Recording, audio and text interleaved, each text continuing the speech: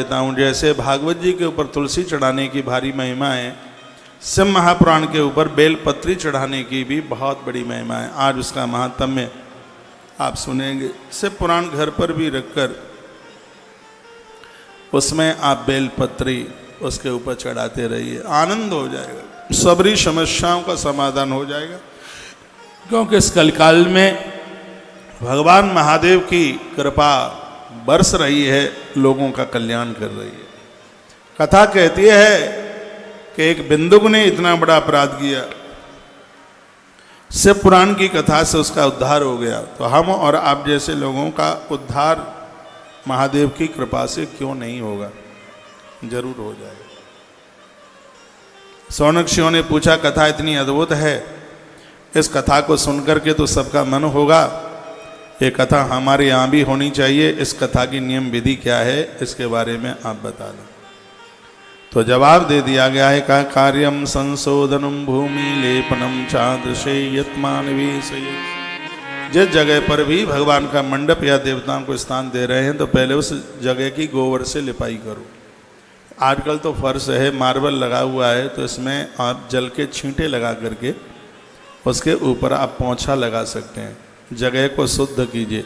चतुर्दिक्षुम ध्वजारूप सपताका सुशोभन। कथा जहाँ हो रही है चारों दिशाओं में कार्यकर्ता लोग, जजमान लोग, आयोजक लोग, जो भी कमियां रह गई हों तो उनको पूरा कर देना। इस परिसर की चारों दिशाओं में 4 ध्वजाएं लगाएं। चतुर्दिक्षु ध्वजारूप सपताका सुशोभन। 4 ध्वजा चारों दिशाओं में लगाएं। कागज के क्या बोलेंगे उसको, जो सूत्री के ऊपर उसको लगा देते हैं चिपका के, पताका, उसका भी वर्णन है। सा पताका सुशोभना। मांगलिक कार्यों में, धार्मिक कार्यों में इसकी बहुत बड़ी महिमा है। वर्ण संकल्पासनम दिव्यम शंकरस्य परमात्मना। ये तो हो ही गया है, एक सुंदर सा आसन लगाकर भगवान शंकर को स्थान दे, भगवान शिव को श्रोता बनाए। दिव्य आसनम सुख साधनम। दिव्य आसन, उसके ऊपर भगवान को बैठाएं। फिर कहा विवाह यादृशम चित्तम तादृशम कार्य में वही। जो भी इस कथा का जजमान बनाए, आयोजक बनाए, विवाह यादृशम, वो कथा नहीं करा रहा है, वो बेटी का, कन्याओं का विवाह कर रहा है, ऐसा शिव पुराण में लिखा है। शिव पुराण की कथा कराने से कन्या विवाह का ही फल प्राप्त होता है। एक शिव महापुराण की कथा कराने से 1000 बेटियों का विवाह करने का फल मिलता है, ऐसा वर्णन किया गया है। ये तो भगवान कृपा करे तभी संभव है। यहाँ व्यासपीठ तक पहुँच करके ग्रंथ का पूजन, आरती, आप क्या समझ रहे हैं सब धन पैसे से हो जाएगा? नहीं, यह गुण साधन से नहीं होई तो मरी कृपा पाही कोई कोई। ये तो वो कृपा करे, यह तब ही संभव हो सकता है, तब ही ये संभव हो सकता है। उसकी कृपा के बिना बिल्कुल भी संभव नहीं है। विवाह यादृशम चित्तम। चित्त में ऐसा ही होना चाहिए कि हमारे घर में कन्या का विवाह हो रहा है। फिर आगे का उदम मुखे भवेद वक्ता श्रोता प्रागनस तथा। जब भी कथा सुनने के लिए जाओ तो वक्ता की नाक के ठीक सामने बैठो, व्यासपीठ ठीक से दिखे। उदम मुखे भवेद वक्ता, बिल्कुल वक्ता की तरफ मुंह करके कथा सुनी जावे। व्यासासन समारूढ़ो यदा पौराण की ध्वजः। व्यास आसन पर शिव महापुराण जैसा ग्रंथ यदि ब्राह्मण के मुख से सुन लिया जाए तो कथा 100% अपने आप में सार गर्भित हो जाती है। पुराणों का जो वक्ता है वो ब्राह्मण ही होना चाहिए। चारों वर्णों के अपने अपने काम बताए। अब सत्ता पर बैठ कोई जाए लेकिन राजा क्षत्रिय, तराजू कोई भी उठाए लेकिन वो वैश्य के जो खून में है, वो किसी दूसरे के पास में नहीं है। मंत्र कोई भी बोले लेकिन जो ब्राह्मण के मुख से मंत्र निकलता है उसकी तो बात ही बिल्कुल अलग है। इसमें वर्णन किया गया, यदि व्यासासन पर समारूढ़ो यदा पौराण के ध्वजः। यदि उस गद्दी पर बैठने वाला ब्राह्मण और उसके मुख से कथा सुनने को मिले तो समझ लो कि शब्द नहीं गंगा प्रकट हो रही है, ऐसा आभास होता है। ऐसा ब्राह्मण सात्विकी है। संध्या करने वाला है, जिसके माता पिता भी ब्राह्मण हैं, इतना शुद्ध, इतना पवित्र, तामसी नहीं है, बुराई नहीं है। आज जर्दे से गुटके से मुंह भरा रहता है, वहीं P pitch pitch pitch pitch, ऐसी स्थिति खराब है कि पूछो ही मत। ऐसी आफत आई है, बड़ा रोना आता है। कहते हैं कि हमें ब्राह्मणों को कोई पूछता नहीं है, तुम जजमान के बगल में ही बैठे बैठे पिक पिक पी पी पी पी पी पी कर रहे हो, तो कहाँ से तुम्हारे पांव छूने का मन करेगा। ब्राह्मण धरती का देवता है, इनके प्रति पूरी श्रद्धा रखिए। जिस धातु से विष्णु शब्द बना है, उसी धातु से ब्राह्मण शब्द बना है। ऊपर के लोगों का मालिक विष्णु है, मृत्यु लोक का मालिक भू देवता ब्राह्मण देवता है, जिसको एक ग्रास जमाने से देवता तृप्त हो जाते। मैं बड़ा बड़भागी हूँ, बड़ा भाग्यशाली हूँ। मैं जातिवाद की कथा नहीं कह रहा हूँ, अपने भाग्य की प्रशंसा कर रहा हूँ। मेरा पिता भी असली ब्राह्मण और मेरी माँ भी असली ब्राह्मणी है। बड़ाई नहीं है, इस जन्म में तो चाय का भी, ऐसे गाँव का मेरा जन्म है जिस गाँव में चाय तो चलती ही नहीं थी। दूध दे देते दूधिया को तो 500 रुपए का फाइन उस समय लगता था, जब मैं छोटा उस गांव में रहता था, जहां कहा जाता था कि दूध बेचना अपराध है, दूध बेचना और पूत बेचना एक बराबर है। एक बार मैंने, बहुत समय पहले मैंने अपनी माँ को पूछा था, मैंने कहा माँ तूने मुझे कभी चाय पिलाई? वो कहती है बेटा नहीं, कभी भी नहीं।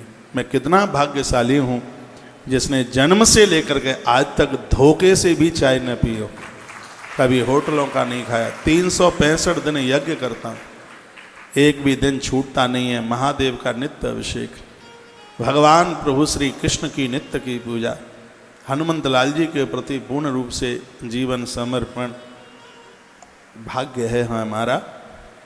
और मैं बड़ी बात नहीं कह रहा हूँ, इस व्यासपीठ पर बैठ करके एक ब्राह्मण आपको कथा सुना रहा है। ये कथा पूरा आनंद देगी, कहीं कटौती नहीं होगी, कहीं कमी नहीं रहेगी। बालो युवाथ वृद्धो वा दरिद्रो वापि दुर्बला पुराणज्ञ सदा बंध पूज्य सुकथार्थवी। कथा कहने वाला वक्ता चाहे बच्चा है, चाहे युवा है, चाहे बूढ़ा है, वह वंदनीय है, प्रणाम करने को लायक। ऐसे पुराण में लिखा है, जब पांडाल में आप आवे तो धरती पर मत्था टेक के ही बैठे, जब आरती के लिए खड़े हों तो धरती पर मत्था टेक करके ही खड़े होइएगा। व्यासपीठ पर बैठा हुआ वक्ता बालो युवात वृद्धो वा दरिद्रो वा भी दुर्बला, चाहे तो वो बाल छोटा उम्र का है, चाहे युवा है, चाहे वो बूढ़ा है, चाहे दरिद्र है, चाहे कमजोर है, पुराणज्ञ सदा बंदा पूज्य सुगतार्थवी। व्यासपीठ पर बैठा हुआ वक्ता साक्षात हरि और हर का रूप है, उसी के रूप में हम उसे वंदन करते हैं, प्रणाम करते हैं। नीच बुद्धिम न कुर्वीत पुराणज्ञ कदाचन, जो वक्ता के प्रति नीच बुद्धि रखेगा उसको कथा का कोई भी फल प्राप्त नहीं होगा, बिल्कुल ऐसा भी वर्णन किया गया है। पुराणज्ञ सुचित अक्षा शांति वितत्स मत्सरा, कथा कहने वाला वक्ता शांत स्वभाव का होना चाहिए, साधु कारुण्यवान, उसका जीवन साधुमय होना चाहिए, साधुता हो उसके पास, सहजता हो, सरलता हो उसके पास में। और कहा गया बाग्मी बदेत, उसकी वाणी सिद्ध हो गई हो पुण्य कथा में माम। कथा कहते कहते वो जो बोले व्यासपीठ से श्रोता के हृदय में वो बात उतरती हुई जानी चाहिए, ऐसा वक्ता कल्याण कर देता है। आज सूर्योदय आरम्भ सार्धित्र प्रहरांतकम, जो सूर्य उदय में चौथा पैर शुरू ना हो उससे पहले ही जग जाए, 3 से 4:30 के बीच में अपना बिस्तरा छोड़ दे। ये वक्ता के कुछ गुणों का वर्णन किया, खाली पन्ना पलटने से कुछ नहीं हो जाएगा, उसके पास में वो नियम होने चाहिए। वक्ता सबसे पहले अभ्यास करे ब्रह्म मुहूर्त में 3 से 4:30 के बीच में वह अपना बिस्तरा छोड़ देता, भोर में जल्दी जाके चौथा चरण शुरू होवे अपना बिस्तरा छोड़ दे। और मैं कहूँगा कि भोर में जागना तो सबके लिए लाभदायक है। आयु 20 साल से ज़्यादा ये समझ लो गॉड गिफ्ट में मिल जाएगी। रात्रि को समय से सोइए, बिफोर 10 o'clock। अभ्यास कीजिए, हो जाएगा। और भोर में 5 बजे से पहले, भले ही 5 मिनट पहले जागे, भोर में 5 बजे से पहले जागिए। जो 3 से 4:30 के बीच में जाग जाते हैं, अमृत वेला जाग करके सुबह आकाश का दर्शन कीजिए, उसको जीवन में कुष्ठ रोग नहीं होगा। ये बीमारी बड़ी खतरनाक है, अपने ही लोग उससे घृणा करते हैं। भोर में जो प्रातः जाग करके जो आकाश अंबर का दर्शन करता है, वो तमाम प्रकार की बीमारियों से वो सुरक्षित रहता है। भोर का जागना इतना लाभप्रद है। बेल वृक्ष के नीचे, आम के पेड़ के नीचे, नीम के वृक्ष के नीचे बैठने का अभ्यास कीजिए। इन पेड़ों के नीचे बैठ करके आयु बढ़ती है। आम के पेड़ के नीचे बैठ करके व्यक्ति का धन कमाने का आलस्य समाप्त हो जाता है। नीम के पेड़ के नीचे बैठने से निरोगता, आरोग्यता चल करके आती है। बेल का वृक्ष, उसके नीचे बैठ के जप करने से आपकी रसोई में कभी कमी नहीं आ सकती, आपके घर से कोई भूखा नहीं जा सकता। बेल वृक्ष के नीचे एक ब्राह्मण को भोजन कराने से 10,000 ब्राह्मणों को भोजन कराने का फल मिलता। इन वृक्षों की इतनी बड़ी महिमा है। महाभारत के वन पर्व में वर्णन किया है, जो आप वृक्ष लगाते हैं, पेड़ लगाते हैं, एक पेड़ लगाना 10 बच्चों के लालन पालन के बराबर है। और वन पर्व में लिखा है कि आपके बच्चे आपको धोखा दे सकते हैं। यदि आपने वृक्ष लगाया है तो वो पेड़ अपने दाता का पिंडदान करने के लिए श्री गया जी जाता है, कोई न कोई रूप धारण करके। ये पेड़ महाभारत का वन पर्व पूरा का पूरा पढ़िए। महाभारत बड़ा अद्भुत है। 2 कड़ियां सुना। महाभारत अद्भुत महाभारत।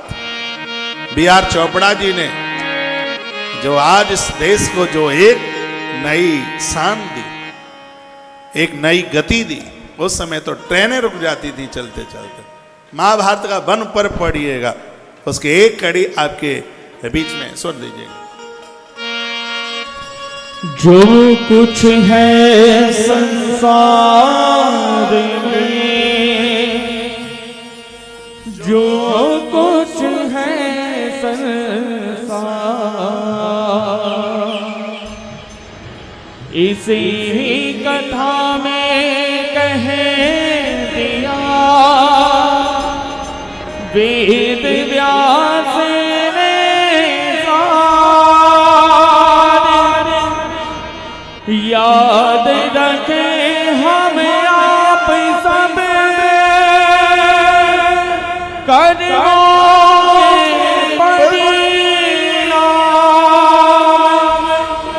विदा ले रहे आज हम करते हुए प्रणाम। सीख हम बीते युगों से नए युग का करे स्वागत, करे स्वागत, करे स्वागत, करे स्वागत।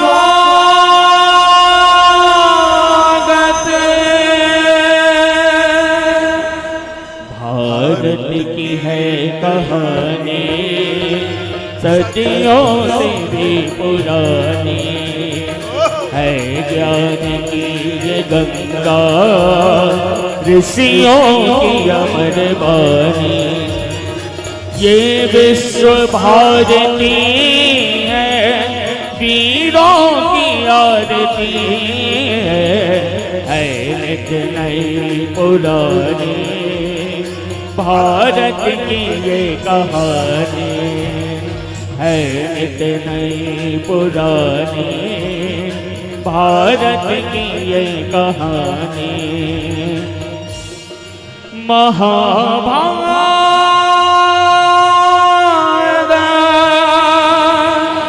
महाभारत महाभारत।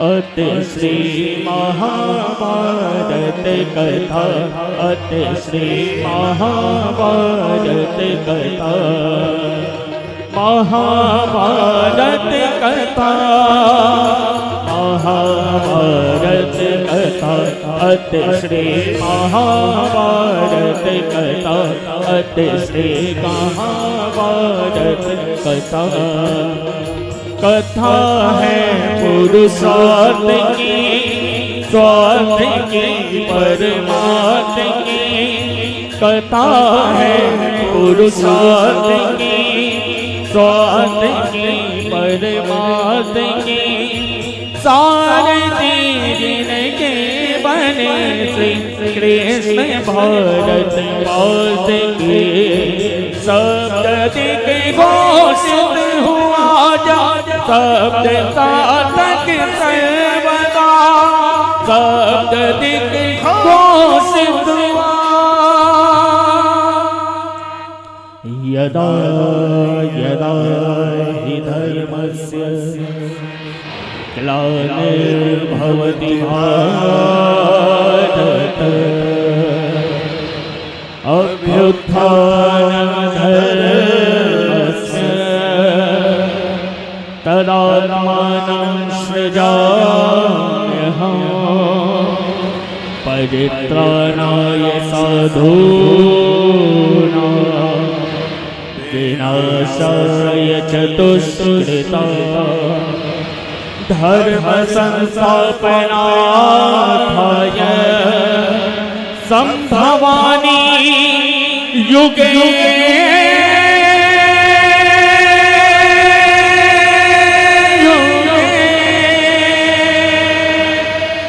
भारत की है कहानी सदियों से भी पुरानी है ज्ञान की ये गंगा ऋषियों की अमर वाणी ये विश्व भारती है वीरों की आरती है नित नई पुरानी भारत की ये कहानी है नित नई पुरानी भारत की ये कहानी महाभारत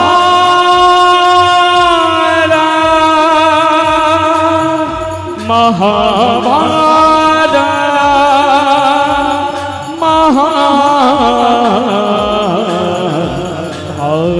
महाभारत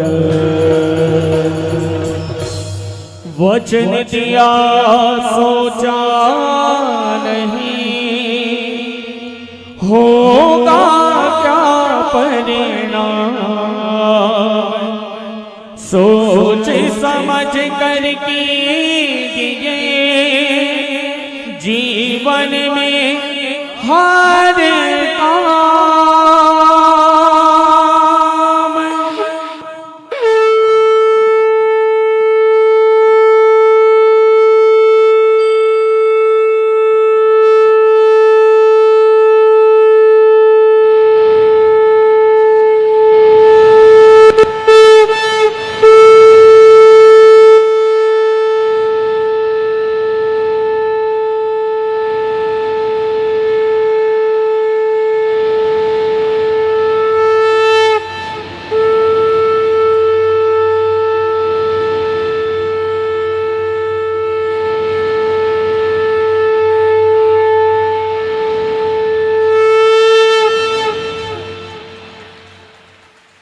अब महाभारत की कोई बात हो उसमें शंख बजना जरूरी होता है।